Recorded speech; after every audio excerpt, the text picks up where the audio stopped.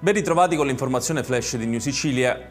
Felice Giuffrè è un nuovo componente del Consiglio Superiore della Magistratura. Con la sua elezione il Parlamento archivia la pratica dei componenti laici del CSM che si insedieranno martedì 24 gennaio al Quirinale. Giuffrè, docente di diritto pubblico all'Università di Catania, martedì non era riuscito ad essere eletto. Nella prima votazione a Montecitorio il giurista aveva incassato solo 295 voti, meno del minimo di 364, i 3/5 dei componenti dell'Assemblea richiesti dalla legge.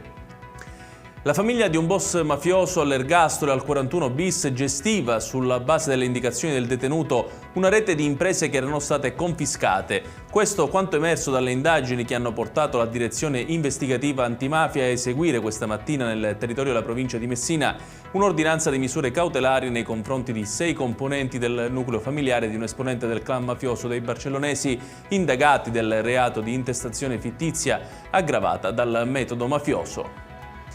I carabinieri della compagnia di Taormina hanno arrestato in flagranza di reato un 57enne che era già noto alle forze dell'ordine, presunto responsabile di maltrattamenti in famiglia ai danni dei genitori. A seguito di una richiesta di intervento, i carabinieri si sono recati in un appartamento dove era stata segnalata una lite in famiglia. Sul posto i militari hanno accertato la presenza di un uomo in evidente stato di agitazione mentre minacciava i genitori al punto da costringerli, dopo averli aggrediti fisicamente, a rinchiudersi a chiave in una camera. Pare che l'uomo chiedesse del denaro. C'erano anche studenti e docenti del liceo scientifico Enrico Fermi di Sciacca in provincia di Agrigento tra i 38 passeggeri a bordo di un autobus coinvolto in un incidente stradale che si è verificato nelle scorse ore in Slovacchia, circa 300 km dalla capitale Bratislava. Forse per colpa dell'asfalto reso ghiacciato dalle basse temperature, il pullman si è ribaltato su un fianco dopo che l'autista, in condizioni di scarsa visibilità, si sarebbe accorto improvvisamente della presenza sulla carreggiata di un'auto ferma.